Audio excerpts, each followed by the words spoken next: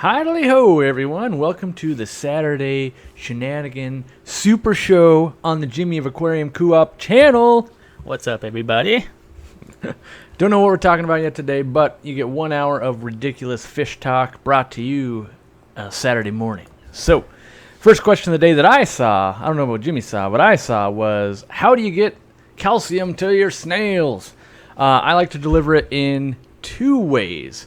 So one, I want some in the water so that their shell made out of calcium is not dissolving into the water. So if we have, like, let's say you use distilled water or RO water and there's no calcium in there, you put a snail in there, their shell dissolves into it.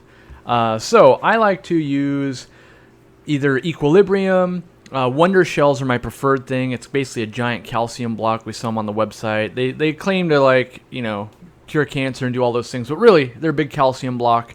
I like that quite a bit.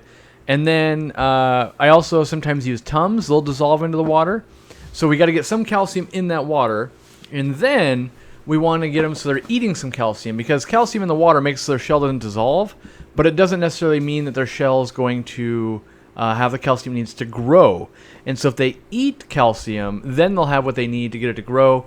And you can do foods that have calcium in it, like there's different kinds of spirulina sticks. We have Pleco banquet blocks that will do that.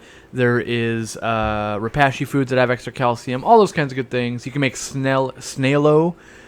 You can look that up online. But yeah, get it to them in two forms, and you'll have the best looking snails you've ever seen. So, All right, we got what size tank for a Bashir? ooh, well, it depends. Like if it's a normal Senegal bicher, which Bashir, biker, it's all the same crap. For like a Senegal that's going to get like hot dog size, I would say bare minimum. Now keep in mind this is bare minimum in my opinion, 20 long. But I think like a 55 or something like that is a much more suitable tank size or something like that. Now if you're going to get into like the ornates and larichis, palmas, that type of thing where you're getting, kind of monster fish, at that point it's as big a tank as you can possibly afford. I wouldn't put like an ornate long term in like something as small as a 125. I've seen them. I saw them at the International District in a store where the head on it was like this big around, and they were like just a log of about 30 to 36 inches.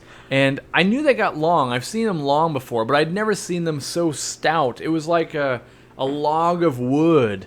I couldn't imagine how that thing could turn. It was kind of like a sausage dog, when you see those chihuahuas or whatever that are like so overly fed by their grandma that they can't make left or right turns. They have to turn like in Austin Powers, how he backs up the car. Yes. So that thing, like, I don't know if it got stunted, like being in a small tank or what, but that thing was a sausage roll of an ornate bicher. Jeez. Tell you what. All right, two people asked, will you ever sell Java moss? I know you can't keep it in stock, So I would love to. The problem is we sell so much of it at the store, and no one can make enough. So when we redo the fish room, I'm going to try and grow a bunch. But even then, like, I guarantee if I had 100 portions of Java moss on the website today, 4 or 5 days from now, we'd be sold out. That's just the problem. And no one grows it commercially. It's submerged. A lot of people sell it, but it's immersed, and it crashes so hard, and I just don't want to deliver that experience to my customers. So it's the long, weighted question, like, well, how do we get past this? No one's really figured it out yet. Otherwise, they'd just be making a killing online. And every attempt I've ever made, it costs more money to convert it than I get from selling it. And so that's not a winning proposition for anyone. Okay, so personal question. What are your favorite fancy plecos? My favorite, L134, leopard frog. Love frogs. that. I've been falling in love with zebras a little bit more. I mean, everyone likes zebras, but I don't like the, I've got, zebra plecos, I'm better than you mentality. So that's kind of always put me off of them. Because whenever you mention, like, oh, you have zebra plecos, people all of a sudden like, oh, they want to know, like, are you getting rich? Are you breeding them? Are you doing this? Like, no one ever asks, like, oh, yeah, you're just keeping zebra plecos because you think they look cool? And that's what I keep fish. So I like those two a lot. And then I feel like I'm never sad to see a good-looking, big blue phantom or green phantom. Yeah. I'm beginning to be very partial for the paraplecos. They're cool. And I really want some 397s. See, you and Bob both want those. I don't even know what they look like. Are those Allen Kerrs? Well, I think That guy we 397s are met. red Titanics. Oh, I don't know. There's some They're Allen Kerr ones giant, that I like that have some red, straight yellow, patterns. and sometimes gold, So. gold metallic. All right, so Nick Johnson asks, how do you feed your Hillstream loaches and your barb tank behind you? Algae. There's Yep. lots of algae, and then I feed a lot of food, but even Bob yesterday was noticing, like, we put in 8 ounces of bloodworms, and a few minutes later it's gone. It's literally just wiped out. They eat so much. So, yeah. Okay, let's see. I have heard that with red plants you need higher light and iron. I have a Fluval 2.0 on a 120 gallon. Is that enough light, or do I need easy iron? Is there a way to test for iron concentration? There are ways to test for iron. So I used to sell those kits, and no one ever bought them. The easiest way to test for iron is, are your plants looking good? Oh, you got enough iron. Are they not? Maybe you don't. So I never really tested. You can buy a kit. Hagen makes one. I think it's under the Nutrifin brand or something like that. And but a 120 is 2 feet tall, and you got that light on. You could grow some red plants. I wouldn't grow super technical ones, but like Ludowigia species red, probably some Rotala, Micrandra. But I wouldn't go for any like the Kufea species and stuff like that. But I think you can do it. And then the stigma is that all red plants are high light and hard to grow. It's a good general rule, but it's not necessarily a game ender. So like a dwarf aquarium lily, red plant, really easy to grow. You can get pretty cool colors out of some of the crypts in that red color. Florida sunsets, pink flamingo, Wendeti, and some of those Ludowigias are relatively easy as well. So I would say, like with Easy Green, for instance, it's got some iron in it. If you start noticing deficiencies, then follow it up with an iron supplement. But for most people, get some good lighting and get that plant growing. And if you're going, well, it's a little more green than red than I'd like, then you can start playing with it. But most people struggle to grow them at all. And so get that down, then fine tune it. Big hello to Corvus and my friend from Wales, Nick Richards. Oh, yeah. Nick Richards is here. Let's see. Are there any bio pet tank mates for a Fahaka that would be good? That would be good small substrate stirrers or mid water schoolers. So say that first part again. Bio tank mates. Is that what I heard? Bio pet tank mates. Bio pet. Maybe. I don't know if that's like a brand of a tank or. Yeah, that's what I was thinking. I'm not sure what that is, but as far as tank mates for a Fahaka puffer, maybe. Oh, maybe Biotope. Yeah. Whew, that's going to be in a realm I'm not that good with. It's going to be hard to get anything to live with that Fahaka puffer to fit that thing, so Biotope makes it even more difficult. But let me think here. So first, the Fahaka puffer, you can't guarantee anything will live or not live with it. So everything's going to be a chance. That being said, there are probably things that are better than others. I would say possibly some Earth Eaters. I would try something like a Jurapari. But you got to know your Fahaka puffer. If it eats everything, well, don't try it, right? But I would say Fahaka puffers, one of my absolute favorites, and I get so much heat for this, but one of my absolute favorites is a normal, common goldfish. And the reason being is they will stir that substrate tons. They're quick. They can swim pretty fast. They're cheap. And they're hardy and adaptable to almost any water parameter. That being said, most of the ones you can get at a store are horribly riddled with internal parasites and flukes and things like that. So quarantine the crap out of it. Put a lot of meds through it. Get that goldfish super duper healthy. Then put it into that Fahaka tank and hope that it doesn't get devoured in 4 seconds. But I guarantee you, goldfish, in my opinion, are the best algae eaters, poop eaters, substrate turners, like general tank maids there are for big fish. Because when a big Fahaka puffer goes to the bathroom, there's, a Tootsie Roll left behind on that substrate, and that goldfish will eat it and break it down and break it down and break it down and break it down and break it down and turn it into some really good plant food, or at least such a small fine particle it can get changed out with water changes. It can do you a lot of good there. But you will catch the hate from the fish police going, you can't put goldfish with that, you can't do this, you can't do that, it doesn't like this temperature, it doesn't want to do that. There's all these things. So just know you're bringing on the fish police. But in my experience with some of these bigger fish, goldfish have been the absolute best tank mates with some of these big fish that go to the bathroom big time. Shout out to Flynn. He just bought his ticket to Chicago. Ooh. So make sure Flynn you sign up being on in the Chicago. website now, Flynn. Well, now I'm going. I wasn't going before, but now that Flynn's going, I'm going. All right, how long is it until the smaller tiger loaches grow to 6 inches like the new big ones? Or So clown, the clown loaches. yeah. If I'm really power feeding, which I'm not, and that's the thing is everyone always thinks I'm overfeeding, but I haven't even power fed yet. I can get them to about the smaller of the 6-inch ones you guys saw go in live yesterday.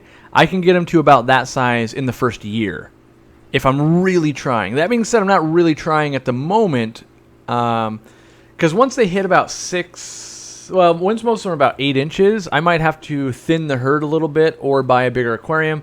And so I'm not exactly like racing to do that yet. I just spent a ridiculous amount of money. That being said, I am starting to daydream about another one. Like, ooh, what could I do next? But, that's not really in the cards yet.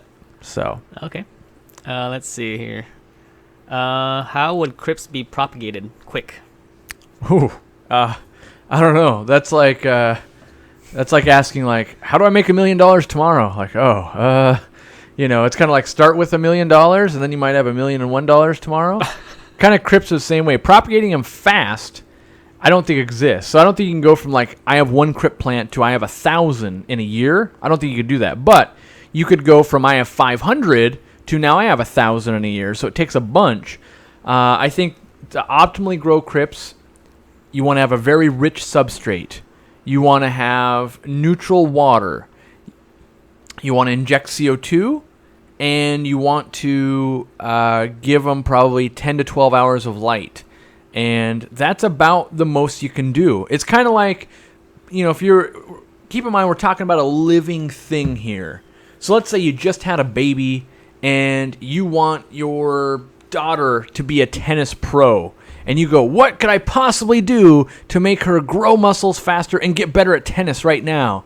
And the reality is there's only so much. You can hope she gets into tennis. You can offer her training. You can do all these things. But at the end of the day, it's still going to take 18 years to make a professional tennis player, and it may or may not work out. And growing crypts are going to be the same way. You can provide all the right environment and hope it works and propagates correctly and does its thing. But it could totally be like, oh man, that goldfish Corey just told me to put in my tank is eating them and digging them up, and that's making them grow slower. So, yeah. Autocinklets plus Siamese algae eater in the same tank. Is that a bad idea? No, I do it all the time. Yeah. They can eat some of the same algae, but Siamese algae usually eat a lot of fish food, so it's not too big of a problem I found. We got a super chat. Yeah, it's all at the bottom. I'm still stuck up at all the right, top. well, all right. You need to open up another window for the super chats, man. I'll do that. 45-gallon Planet Hex. It's got 11 black neon tetras, 6 false Julie Coreys, some neons that chill in the middle. Will a power head to increase the flow towards them make them more happy and active? Let me think about that. So a 45 hex is like this big around. You'd want to use a pretty weak power head, and I think I would only put it on a timer. So what does that mean? That might mean I have it on for 2 or 3 hours a day. And because in a hex, you could get that water really whipping around if you put too much flow in there. So I would do like maybe the Coralia Nano, which is only like 200 gallons per hour. Pretty slow, and it's a broad pattern. Getting some current in there could exercise them, but I don't know that we can personify them and go, look, they're now happier. It's going to change the dynamic of the tank, and it might lead to an overall healthier tank. But, yeah, I would say give it a try. See how they like it, but I wouldn't leave it on all the time. Ooh, our biggest fan is a cat named Shatner. Good. Who said that? That's the Aquatic Shore. The Aquatic Shore. Okay, and welcome back. Let's see. Are we going to be affected by the hurricane? No, we're on the Pacific Northwest. We're doing okay. We're okay. battling a ton of fires at the moment. Yeah. Nothing like near us, but in our state and near us, like in Oregon and California, we've got a lot of smoke and bad air quality. We just have to stay inside, and it's been hot. But, luckily, kind of knock on wood, nothing crazy is happening to us at the moment. We feel for everyone. You might have noticed we got access to the community tab on our Facebook, or not Facebook, on our YouTube page here. So we were able to link out the video on what to do when a storm hits and that kind of stuff, and trying to help people, because we're getting slammed with that question in the aquarium group support, our Facebook page, our email. Everyone's like, oh my God, there's a hurricane in my backyard. What should I do? And me being the troll that I want to be like, don't live where hurricanes happen. Get ready before 10 minutes before the hurricane's going to hit you, because this video's been out for over a year. Well, not over a year. It's like 11 months. But the whole goal of that video is get prepared for your disaster now, so that you're not scrambling with everyone else to get prepared for that disaster 4 hours. Like, everyone's like, well, my store's sold out of battery-powered air pumps. It's like, yeah, you should have bought some when you kind of got your aquarium, or when you were sitting, there eating your sandwich one day going, oh, what am I going to buy today? Buy some stuff that's not very fun, so that you're not having to be nearly as fearful. And, that being said, I don't answer them any that way. I go, well, here's what I would do. Here's the best practice you can do. You make do with what you got. That's what you got to do. And, but yes, do yourself a favor. Get prepared for, even if it's just someone down the street hits a power pole and you're out for a day, be prepared for that, especially the more you invest into these animals and you want to keep them alive. Yeah. Like one guy, where was he? He was in, I think, Puerto Rico, and they're, getting some hurricane action down there, and he was worried about the heat, and he said, well, your video is terrible. It didn't tell me what to do. If I did what you did, it would kill them all. And so then I had to explain it to him that the thermal blanket, while it keeps heat in, it also keeps heat out. Like, it's both ways there. And then I said, that video is kind of meant for you to get prepared, and if heat is a problem, do some things about it. So I recommended he buy like a USB little fan that he can clip to his tank, and then a battery backup. And then you can do evaporative cooling and cool that water down if he's worried about that while not having heat. But you got to devise a plan. Every climate's different. So what works for us in Washington is not the same kit. Like maybe in Florida, for instance, maybe you need, what do they call that? It was like the bug out kits, So you've got like, oh yeah, I've got my cooler or my 7 coolers because I'm fish crazy. I've got my battery powered air pumps, and I can load it in the back of my van. And we load up my dogs and my cats and my wife and my daughter and my brother. And you get everyone in there and you drive for the safe spot and you bring your fish right along with you. Maybe that's your plan. Or maybe your plan is you just hope. Or maybe you got, a shelter down below and you got your emergency fish tanks down there. Like, the goal is just don't be caught standing there going, there's a hurricane in my yard. I should probably think about doing something with my fish. Be prepared.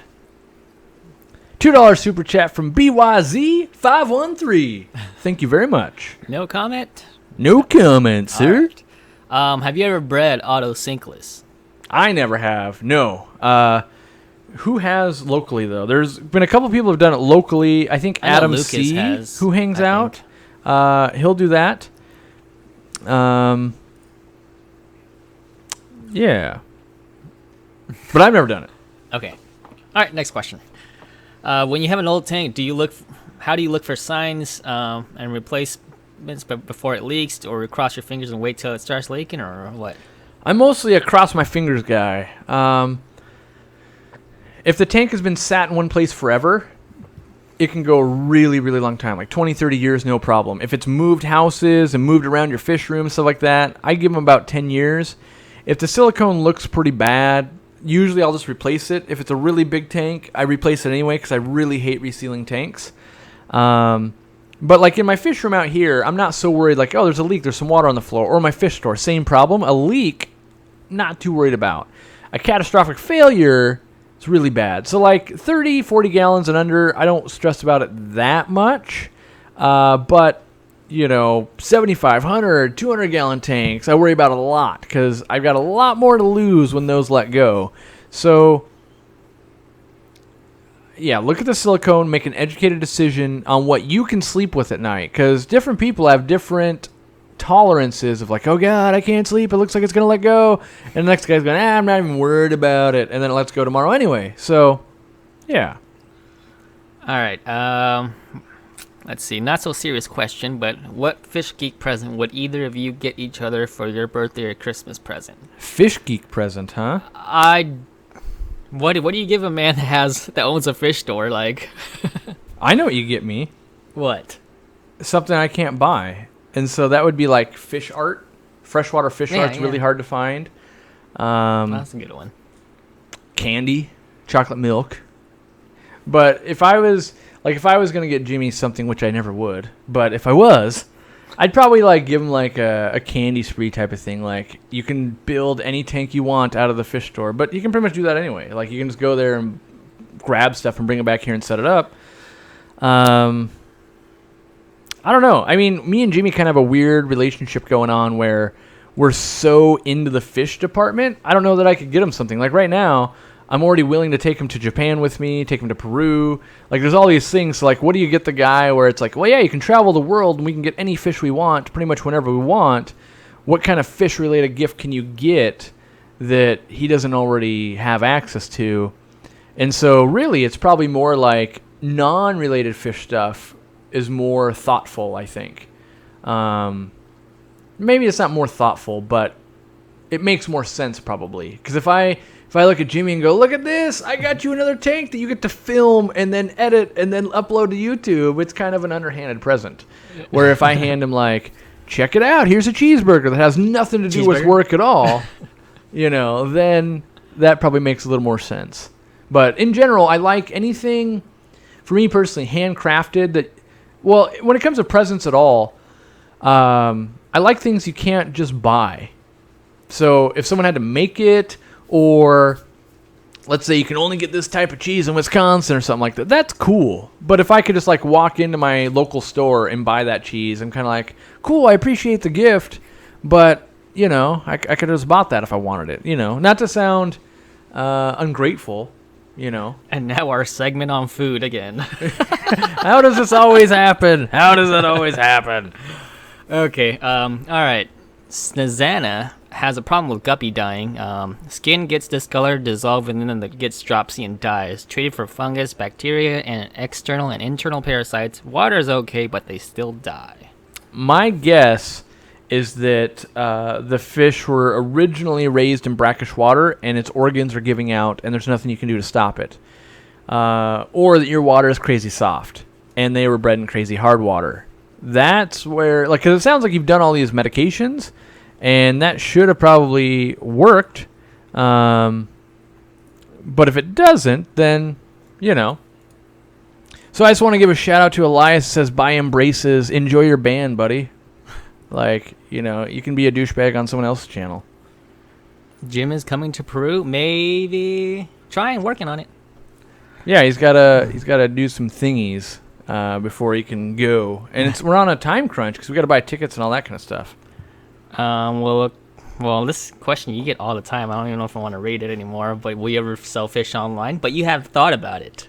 I'm always thinking about it, but it comes down to, can I actually do what I want to do? Can I actually give you guys an experience you can't already get? If I can't do it differently than people are already doing it, then there's no reason for me to do it.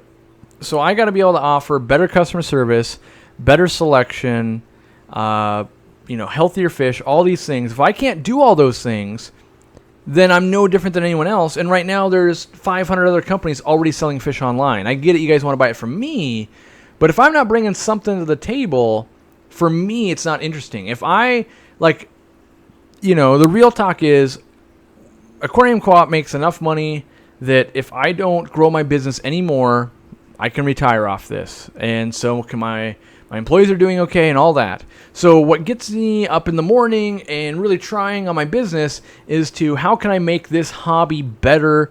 How can I help more people? That type of thing. Because money has been taken care of. That's a great place to be. I'm not saying I don't appreciate that and all that, but the money that I make from that point, so let's say it's like here to pay the bills, and now we're right here. That money needs to go into things like the Aquarium group support, paying employees to help moderate it, doing live streams like this, outreach, going and giving talks, and all that kind of stuff, right? So if I can't improve the hobby and I'm just doing more things for money, I have no interest in doing that. I would rather go start up a taco truck. That would be interesting to me because it's something different than just selling fish like I already do in my store and everyone else is already doing online. So I've got all these ideas I'm playing with.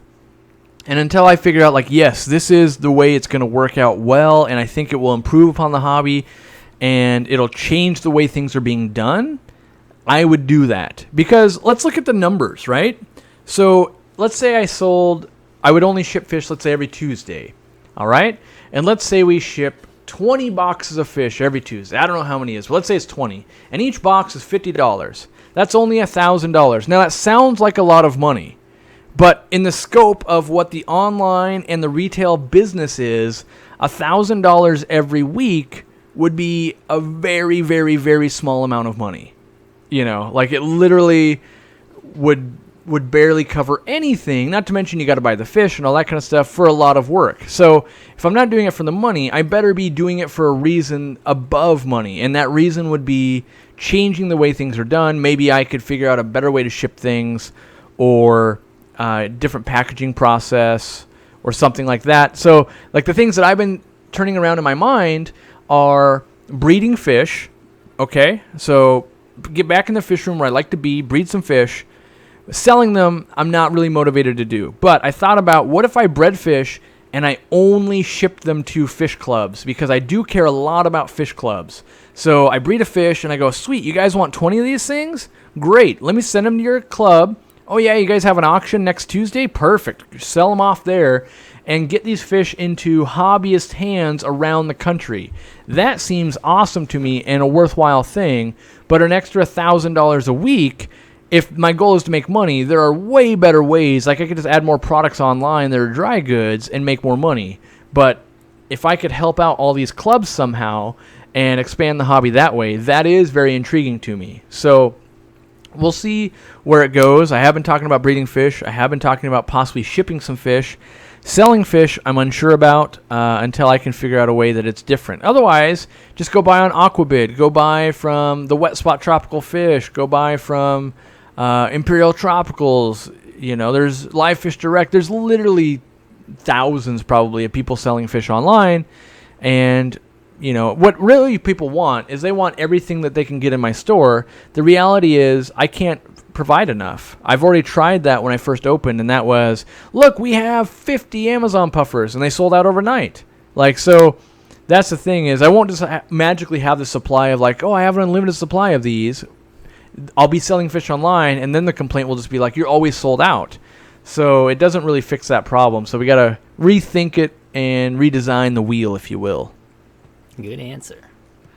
Okay, we got a $5 super chat from DH Aquatics. Thank you, DH. My 20-gallon long juvenile goldfish tank with 2 small fish has green murky water. Thoughts on why? I never had a problem until I moved them.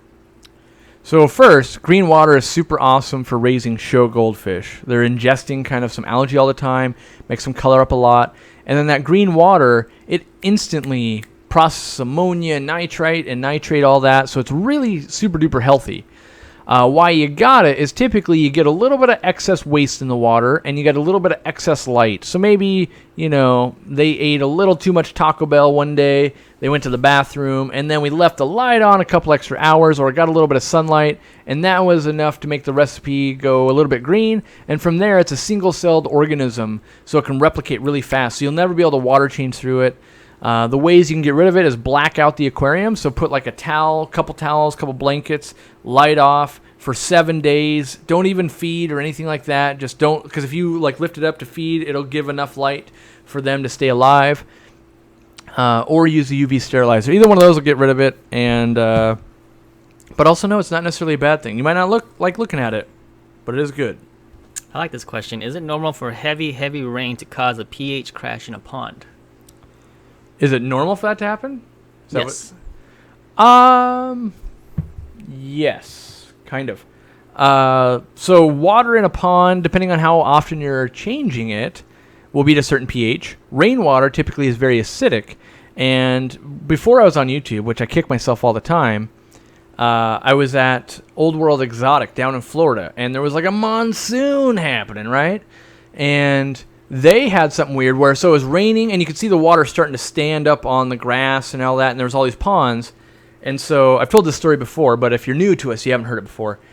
And they were starting to worry about pH change because their water out of the tap was like, let's say 8.5, right?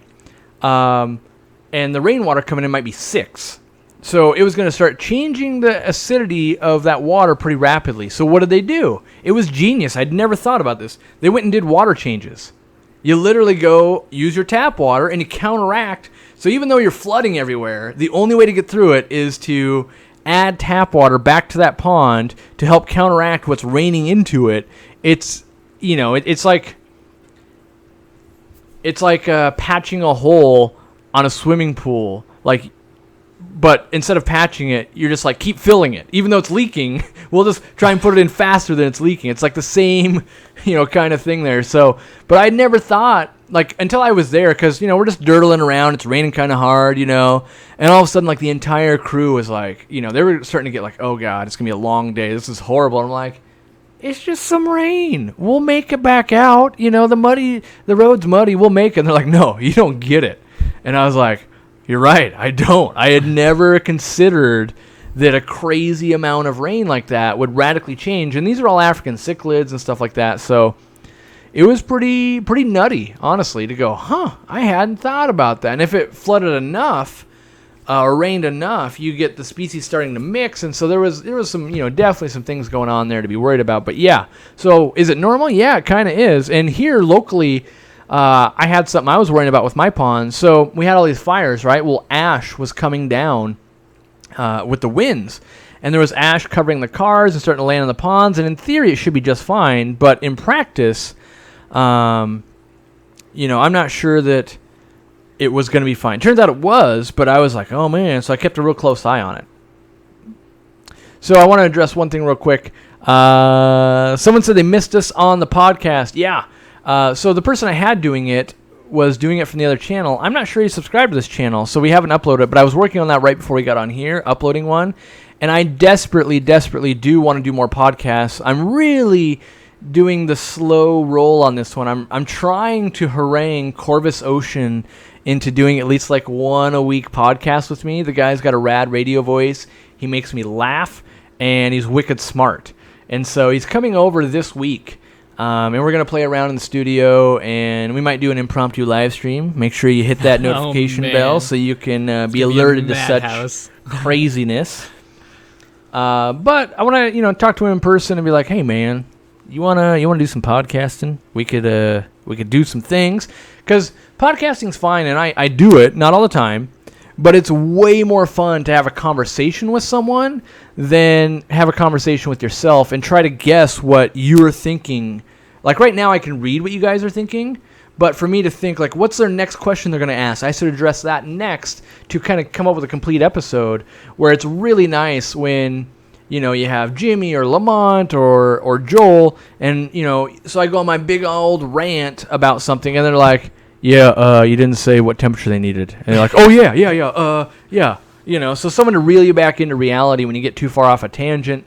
And so, you know, I'm hoping I can harangue him into that. You know, maybe I offer him.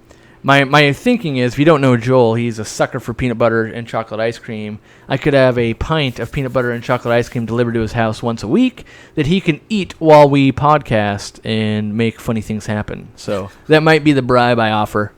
That's a pretty good bribe. Everyone says they want me to work in the taco truck, but... Why you gotta work in the taco truck, man? They want me to. They want you to open the taco truck and probably in front of your store. That'd be way cooler if instead of the van, we drove a taco truck to events. There would be Although no someone would have to work, and that wouldn't be very fun. Yeah. Corey, been a while since you've done this. Keep one, kill one, breed one. Probably the answers are still the same. I'm sure they'd be different, but the problem is I don't have enough time to think about it. So, keep one, breed one, kill one. I'd probably keep Murphy. I'd probably kill... What am I going to kill off that I'd never keep again? What am I, like, ultra bored with right now? In my possession, I would kill off Pearl Danios. Not Celestial Pearl. Okay. Pearl Danios. I was like, blasphemy. And then I would breed, if I could breed anything in my possession, I really, really want to start the most wicked home guppy farm you've ever seen. I dream about it. I lay in bed thinking about it, going, oh man, what if I just turned the entire fish room into like 400-gallon ponds that had nothing but guppies, and all of YouTube would think I'm just an idiot more than they already do, but I would love it so much. But every pond would only be guppies, and there wouldn't be much of a fish room tour, but I'd be in heaven. Maybe I should do that. Maybe I shouldn't. Maybe I should make more money and get another building and never show them and just do that anyway. Like, that's the kind of things I think about, is what I like versus what the rest of the world likes. Because apparently 50% of the world thinks I'm the biggest idiot ever for putting tiger barbs and clown loaches together. They don't realize it's a biotope, and that's what they do in the wild. And I'm trying to achieve something that I've never done before. And people forget that I've been keeping fish for 10 plus years. And I've done almost every combo there is to do out there ever.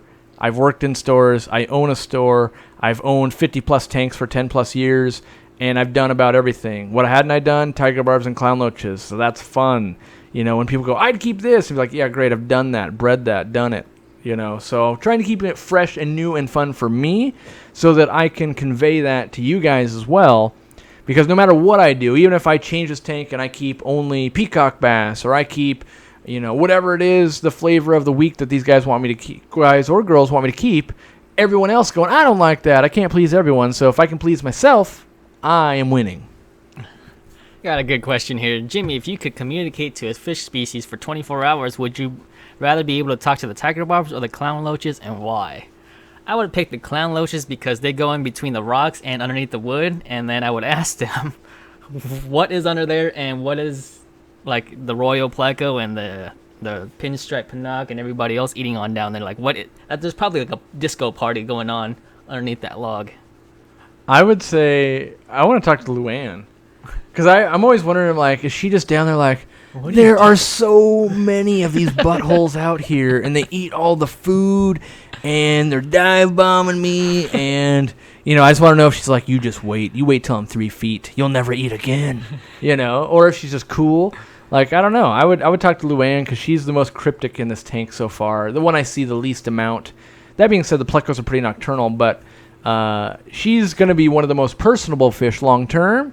And I would love to know her as a 2-year-old, you know. What kind of funny antics has she got?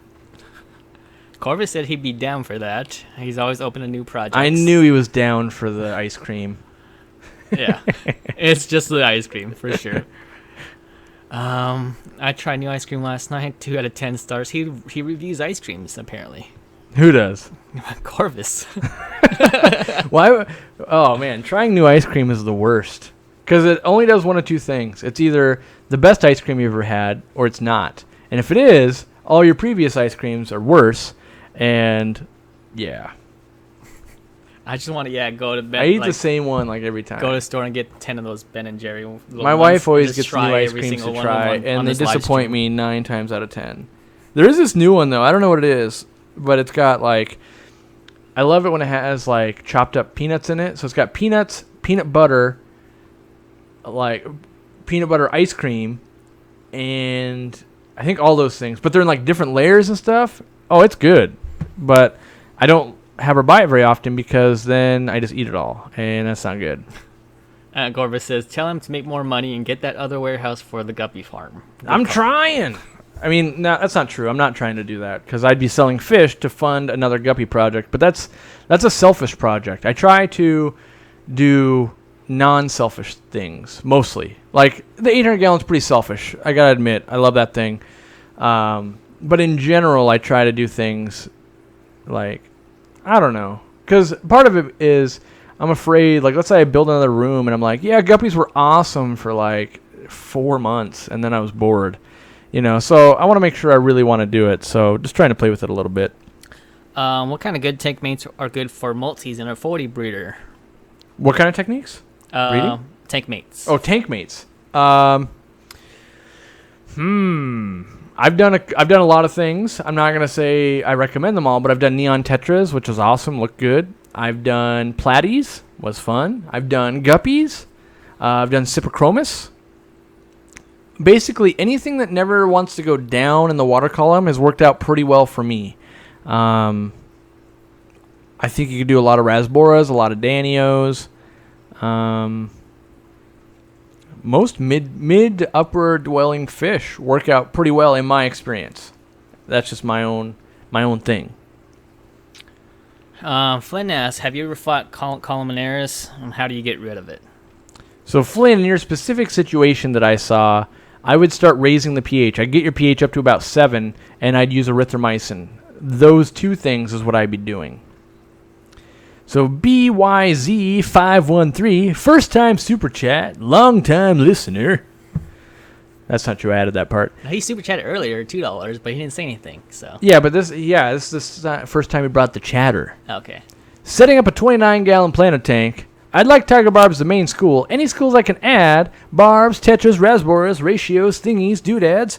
I would say yes.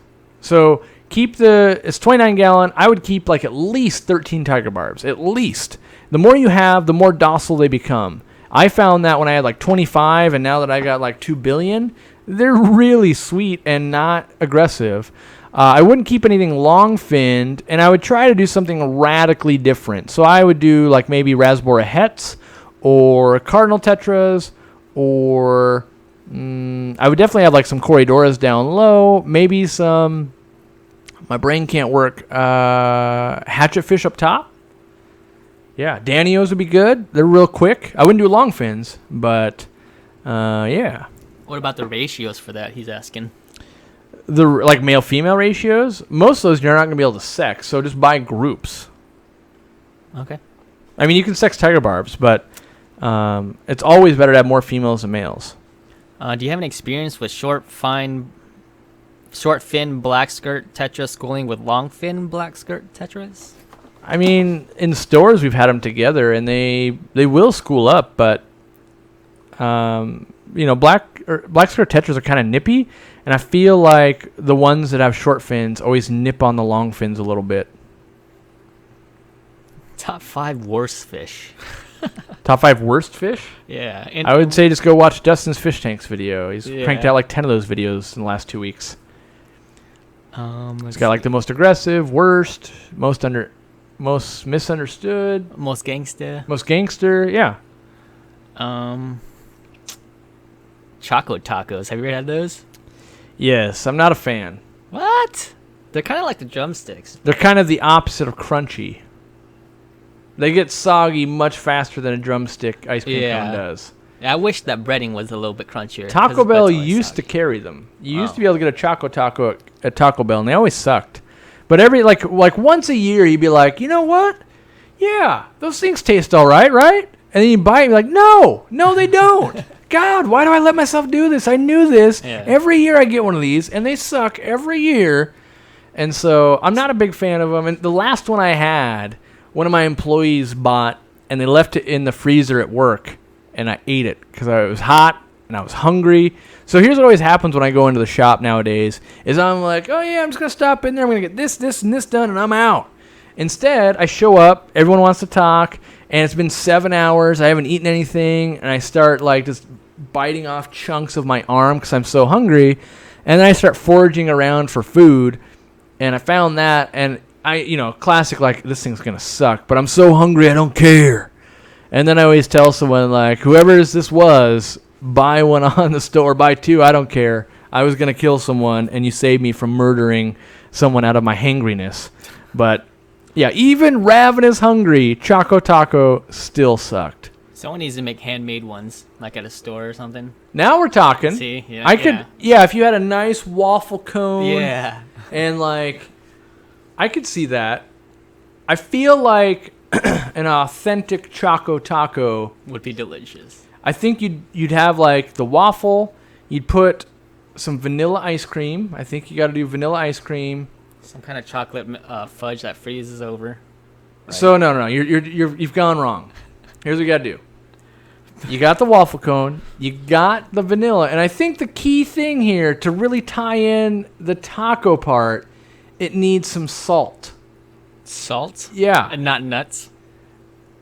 You could do nuts, but the nuts don't come yet. Clearly you've never built a taco in your life. So you put that salt on there. Then you go with the chocolate that once it gets cold, it forms to be hard. But while that's forming, you drop the nuts on it so that gets locked in. Have you never had a drumstick before? Come on, man. Do you like caramel? No, it's horrible. How dare you? Because caramel goes well with salt. Nope. So. Nope. I can never win with this guy. I like what I like when I like it. Nope. Dang it. But yes, that's how I want an authentic. Oh wait, I'm thinking Mexican food, right? What do they call those things at the end that sometimes you'll get at a Mexican restaurant? That's like the deep fried tortilla chip with, I think it's got salt and whipped cream and like a little bit of strawberry sauce or something on it. What do they call those things?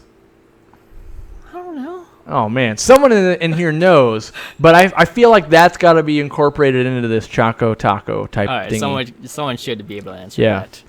Aquariumcoop coffee mugs? Yeah, we got one right up there. Well, you can't see it. I've got another one too. Not another one of those, but I've got Priscilla's Fish Fam mug. You can buy them on like Teespring. Pretty much every YouTuber's got something up on Teespring these days.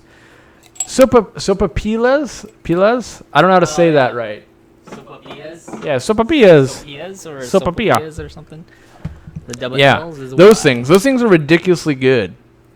But I only need like one. Never had one. Now I want to try it. Do each of you pronounce caramel the same way? No, I say caramel, right? Caramel. Caramel? I just say caramel. Caramel? I'm not Caramello. smooth enough to say caramel. It's caramel. So, Okay. How do you create green water, Corey? excess nutrients, excess light. If you can get a starter culture, makes it super easy. Otherwise, lots of light and lots of nutrients. And in some of my like fish room update videos, you saw me make it when this used to be. You guys remember when this all used to be totes back here? Seems like so long ago now. But I had the IBC totes with green water. But if I really needed it, what I would do is I would hop onto eBay or Aquabid, buy like a $5 culture of green water, and dump that in. Put a bunch of fertilizer in there, and leave the light on for 24 hours for a couple weeks, and be good to go for a while. Choro shell would be better for your ice cream taco thing, Corvus said. Well, so only because it's Corvus. Most churros I've ever had were chewy, because I don't think they've ever been being made right. They're supposed to be kind of chewy, no? I don't think they're supposed to be crunchy. I just don't think a chewy shell like that would be good. Yeah, because that's just a Crunchy regular taco only. Crunchy. The reason I'm saying I do believe Corvus, from my own guesstimation, is a decent cook because he's done it for a long time and he seems to know what he's talking about. That being said, I've never eaten anything he's cooked. But I have a feeling like he would be a connoisseur of the churro and know like, oh, you need this mouth consistency for maximum flavor. I believe he could be a churro nerd, but unconfirmed at this point. I have a 55-gallon with the one Jack Dempsey about 6 inches. She's always been kept by herself. Should I try tank mates? If so, which ones? If you're gonna try something, try a schooling fish like silver dollars or rainbow fish, something, or like Australian rainbow, something that you can add like 6 or 7, so she can't single one out. And after the first day or so, hopefully she gives up and goes, yeah, they're too quick. They can just live here. Maybe tinfoil barbs, they get a little large for 55, but maybe giant Danios would be a good one. I'd probably try some giant Danios, grow them out a little bit first, make sure they're decent size. So. Let's see. Any tips for bleeding black neon tetras? For breeding them? Yeah. Mostly Hard. just heavily plant a tank without too many things to eat them. They'll reproduce in a tank if it's like just them and tons of plants. Feed them well, obviously. This is an easy one you should answer. Unfortunately, I got some beard algae infesting my 55. How do I deal with it? I would probably start with correcting water parameters. So what I mean by that is make sure your water looks halfway decent. Make sure your fertilizing and your lights are decent so your plants can grow. Get that in line. Then add maybe some Siamese algae eaters or Florida flagfish or a mono shrimp, something to start eating on it. Then I would start removing any of the pieces I could manually. Like, let's say you got a log covered in it. I would take that out and I would spray it with like hydrogen peroxide or do some scrubbing. I'd start doing some manual process. Not all of it. I wouldn't get in there and be like, I'm going to get it all today. I would be like, okay, today I'm going to clean that rock. Next week I'm going to clean that log. Next week after that I'm going to clean the filter intake and output. Week after that I'm going to do the heater. Like, it probably took you 6 or 8 months to get to this point. It takes 6 or 8 months to get out of this. So, yeah. I just want to clarify this. Mars bars are not Milky Ways. Mars Gross. bars are Snickers with almonds. Either way, So. Three Musketeers. You want to make me angry? Bring me a Three Musketeers. Three Musketeers, Mars bars. Trying to think what other candy should be banned from this planet. What? Yes. Why? What's your problem with Three Musketeers? Clearly, the worst candy bar They're is Three so Musketeers. smooth. Clearly They're the so worst. delicate. When's the last time you went to a grocery store and actually bought one? Tell me the last time I only you eat went. them during Halloween. Exactly. I was gonna say, in tell me the bags. last time you went and bought one, and it wasn't okay. I've eaten all the good candy out of my Mars Halloween bars? sack.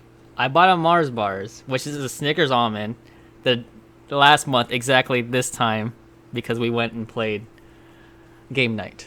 Had I known, you wouldn't get to live with me anymore. But Tonight is game night. I'm so excited. But I do maintain Three Musketeers is the worst candy bar, and it's only ever consumed when it's the last thing sitting in the candy bowl from Halloween. Yeah, and it always has this like crimey crust. It to always or tastes like something. defeat.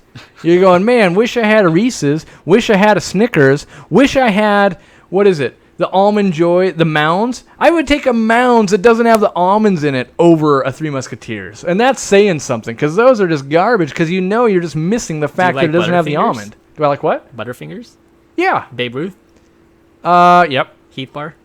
Yes. But for Butterfinger BBs are way better than the normal Butterfinger. Bite size is just better. Whatchamacallits? Whatchamacallit? I've only had a few. They're so good. I don't know that I can adequately hate or love on them when you've only had a few as your sample size. Okay, fair enough. Yeah. The food portion's always longer than the fish portion. All right. Rainbows for harder water. All of them. Yeah. Literally, rainbows come from hard water, so I would say all of them. Yep, Sassy and Wincy only loves me when I have treats. They're coming around though. Yeah. Um, Ooh, I love paydays. Paydays are Paydays the are ones good. that are like You have with some all in their your nuts car. on them, right? yeah, Yeah. What's up? you had some in your car. I did. I didn't steal them. I still have a couple of cleaning clients because I'm loyal, right?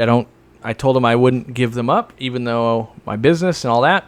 So I still go out there. I was there actually Thursday, and they had paydays, and like it was in a little bag on the counter. I was like, man, paydays! I haven't thought about one of those in like 5 or 6 years. And she was like, you should have some. So I was like, all right, I'm going to take 2 or 3 of them. And then I put them in the car. And then I looked to my right, and Jimmy's snacking on one. Like, the guy just, the guy knows no boundaries. He will literally reach over and grab your candy bar while you're not looking. Oh man. I've seen him take a bite right out of the taco that's sitting on my plate. He's got no boundaries. Candy says, I agree, Three Musketeers suck. There's nothing in them. Right. I would take a normal Hershey's chocolate bar over that. Like, and that's saying something because it's like there's no frills to that. There's no frills to a Hershey chocolate bar. Everyone's agreeing the Reese's Cups and Reese's Pieces are the best. Of course they are. They Everyone learned growing up that Reese's peanut butter cups were worth the most out of your candy bag.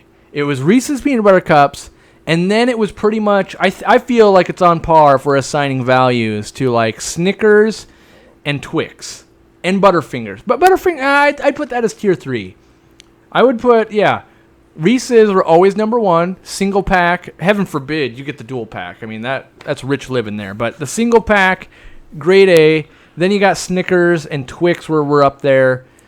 And then there's always those weird kids that wanted all the fruity stuff. I make that trade all day long. Oh, you want your Skittles? You want your Mambas? You want your... The Mambas are good. They're good, but if you're trading Mambas for like Snickers Yeah. or Then you're Reese's, dumb. clearly it's an upgrade. But there would be the kids that like that, and you're like, oh, this fool, he's trading me the peanut butter for the fruity. What's wrong with this guy? We got a pretty funny comment here by Pop Parker. It says, of course the guy who thinks soft tacos are tacos likes Three Musketeers. That's right. Oh, man. I couldn't live in that household like, oh, I'm going to have a soft taco and follow it up with a nice Three Musketeers. What's the worst ice cream? The worst ice cream? What's the worst?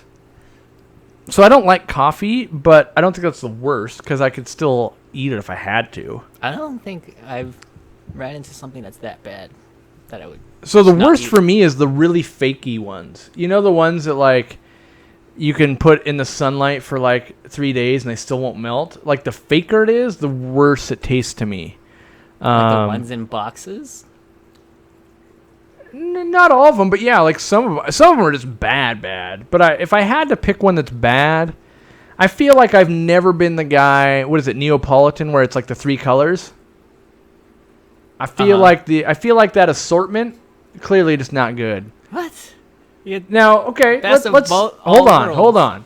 All things being equal, you're at the store and you can buy any ice cream on the shelf. You're telling me you pick Neapolitan over like peanut butter or chocolate or mint chocolate chip or fudge explosion The older or I get, I like or have any. been buying more than Neapolitan, but I mean, I'll eat a Neapolitan in I like like Rocky the Road. ice cream sandwich form or something like that. Like I'm not gonna turn it down, but if I'm at the store and I have every ice cream flavor available to me, there's no way I'm making a beeline to the Neapolitan. I'm gonna choose. Really, I'm gonna choose something that I haven't had before. Probably, I'm gonna go. Oh, look at this! Ben and Jerry has like fish poop mixed with tortilla chips, and I'm gonna go. I haven't had that ice cream before. I should try it. Oh man, it's terrible. Why do I buy this instead of buying Snickers or Reese's like I should? oh man, all these people from outside the U.S. have no idea what we're talking about. It's probably true. Yeah. Now I'm getting free 3 Musketeer bars sent to me this Halloween. Ugh. Yeah, instead of thumbs downing, if you don't like the content we do, instead of a thumbs down, just send us a 3 Musketeer bar. That's like I'm trying to think. That's like waking up with a horse head in your bed. You know you've done something wrong. Like, oh God, the 3 Musketeer bar has shown up. Everyone's talking about food. We make people so hungry. It's so hilarious. It's because it's always lunchtime for me. Like, yeah, I'm it is lunchtime. I ridiculously haven't had hungry breakfast right either, now. so let's do this. I could do me some eatings.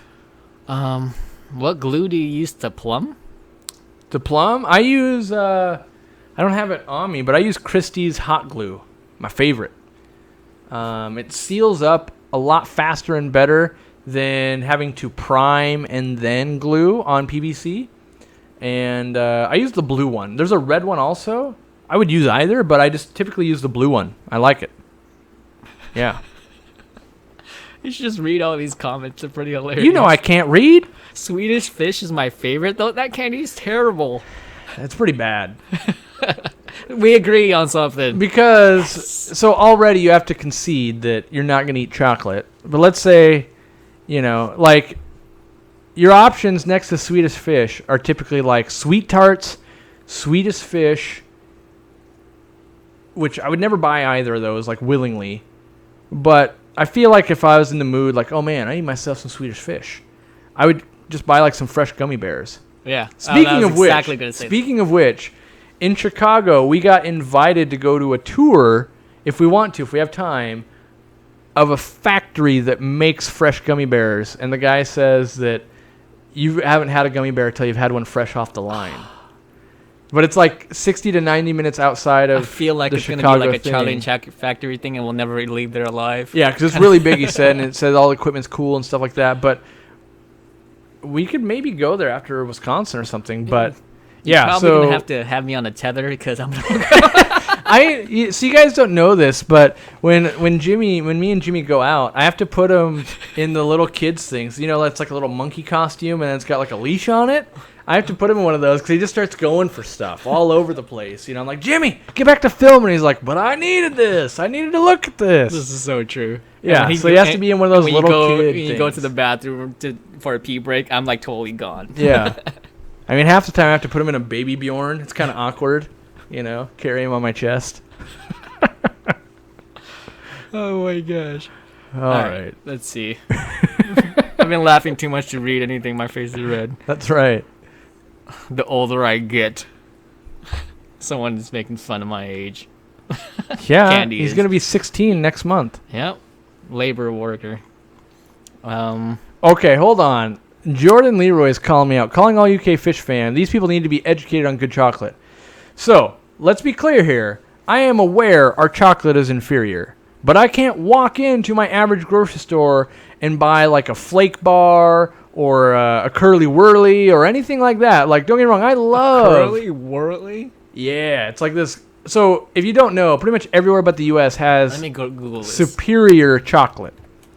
But that thing has got some caramel in it and stuff, and it's just a good time. A curly whirly. They're cheap, but like one of my favorite things when I'm in the UK is the flake bar in the ice cream cone. That's a good time. A lot of times I harangue Flynn to bring me down candy from Canada because it's just straight up better. That being said, I'm not the biggest fan. Is it Smarties? Is that what they are? Smarties. Yeah. Smarties, here's the problem with Smarties. You're eating along, you're going, hey, it's chocolate, it's good. And then you hit the orange one, and then you're going, wait a dang second, that's throwing off my eating. Don't get me wrong, I'm eating them. I'm just saying, I think a peanut butter M&M is better than a Smartie. But I do realize everyone else in the world pretty much has better chocolate than we do, and I love to eat candy, and, you know, we, as the United States of America... have outlawed Kinder Eggs, which is hilarious to me that we have decided they kill too many humans here in the U.S., so we can't be trusted to have a candy egg with toys in the center that are ridiculously awesome.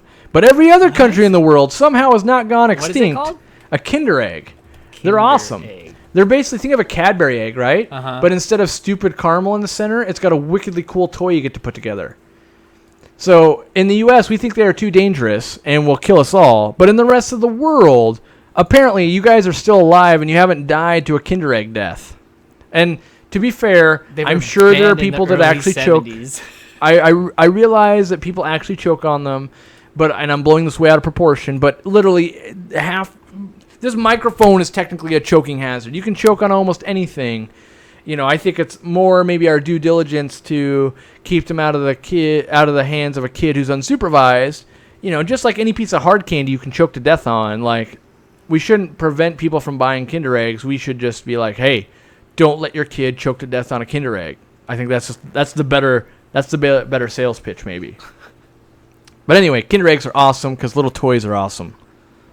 Yeah, I'm looking at these toys. They're like gigantic. They're super cool. In fact, if you look it up, there's a whole series, like you can get koi and other cool things out of them. So anyway. Everyone's been loving this stream. I guess we should make a food channel, like reviews. I know. You'd watch me put out like 10 videos a day. Like, it'd be fun. So. How about dots? They are the bomb. Like Dippin' Dots? Or... Dipping dots, the gummy ones? Yeah. No. I feel like the only time you eat dots is either A, at Halloween, or B, somehow you went to the movies, because that's still a thing, which I haven't been in like 10 years. Like that, but like someone sitting next to you is like, hey, you want some candy? You reach your hand in there, and you put a dot in your mouth, and then you're like, what the hell is the matter with you? You bought dots. Yeah. For $72 because you're at the movie theater. Yeah. So I don't know that I willingly spend my hard-earned co-op dollars on dots. That being said, me either. You gotta make something better than peanut butter. Like, peanut butter is magical. I also want to put input that Nope. Smarties are just bad Pez. Pez is delicious. I think that's an oxymoron because Pez itself isn't that good. I love Pez. Squirrel. All right. Oh man. No, not the kid The harness. dots you pull off a sheet of paper. I thought those were meant to be. I thought those were meant to be like kids like makeup decorations.